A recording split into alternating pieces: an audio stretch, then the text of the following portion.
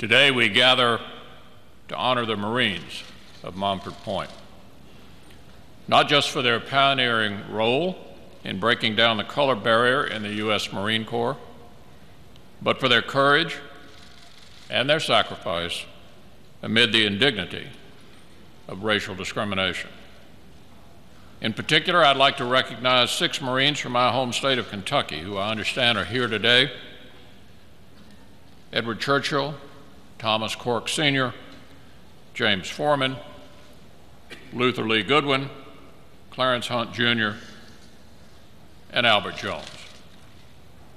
For volunteering to defend our nation during World War II, all the men we recognize today secured a permanent place of honor in our national memory. For doing so, in the face of mistreatment and injustice, we owe them an even greater measure of respect and gratitude. They are among the greatest of the greatest generation. The nearly 20,000 Marines who trained at Montford Point between the years of 1942 and 1949 trained in remarkably difficult conditions. Instead of standard barracks, like the ones their white counterparts slept in at Camp Lejeune, the living quarters at Montford Point were more like overcrowded huts, where a single stove supplied heat for more than 40 men. Yet most just to brush these things aside.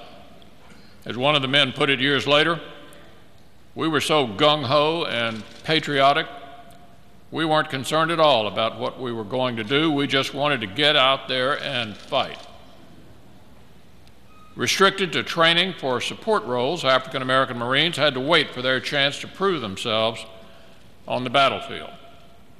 But the chance finally came in the Pacific Theater, where many saw combat in some of the bloodiest battles of World War II, including Iwo Jima, Saipan, and Okinawa, and carried out their duties with great courage and heroism. I want to publicly commend the Marine Corps, especially General Amos, Commandant of the Marine Corps, for his determination in acknowledging some hard truths about the Corps' past and for bringing to light the importance of the Marines of Montford Point. Recognition of their accomplishments is long overdue. Still, for many of these men, it was never about gaining recognition. It was about defending the nation they loved and paving a path for the generations of African American men and women who would follow them into the Marine Corps. This point was driven home about 6 years ago when one of them showed up at a reunion. While there, he came across a senior Marine officer who happened to be an African American.